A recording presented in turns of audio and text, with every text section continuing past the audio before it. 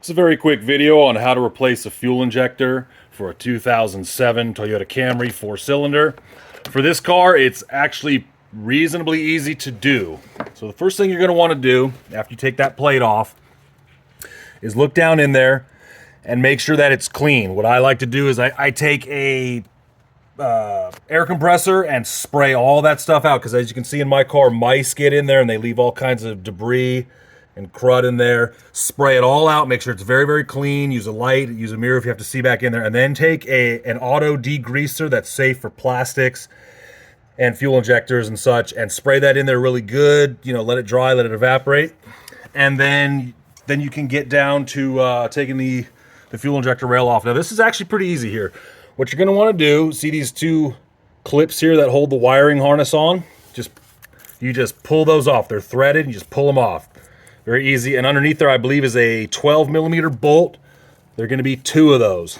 Underneath that is going to be a plastic bushing. Now, you don't want to lose this because the fuel injector rail sits on that. Once you pull that rail off, it could very easily fall off. Don't lose that. With this car, you're pretty lucky because I've noticed that you don't even have to disconnect the fuel line. You see that plastic clip back in there that just kind of holds the hose in there. You just push it right off of there, and once you detach that rail, you have a lot of flexibility to just turn it upside down and move it. You don't even have to take this hose off unless you really want to. You really don't need to. Just turn that hose that rail upside down when you want to take those fuel injectors out. Now make sure to put a towel or something down there, because when you pop those fuel injectors off, a little bit of gasoline will come out of those. You just really don't want that there.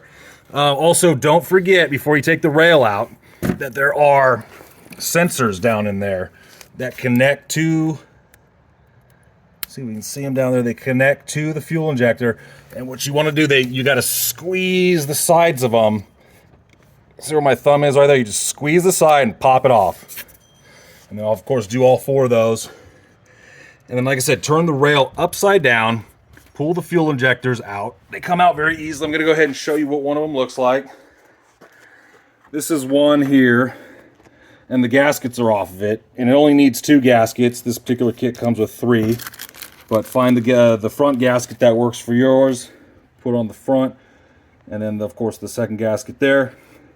Now, if you have trouble, if they're dry and cracked, use a little hook tool to get that off if need be, because sometimes they'll be very dry and very cracked. And these go back into the rail very easily. You just before you put them back in, spray the gaskets that you put on with some WD-40 or some sort of silicone-based lubricant so they go on nice and clean.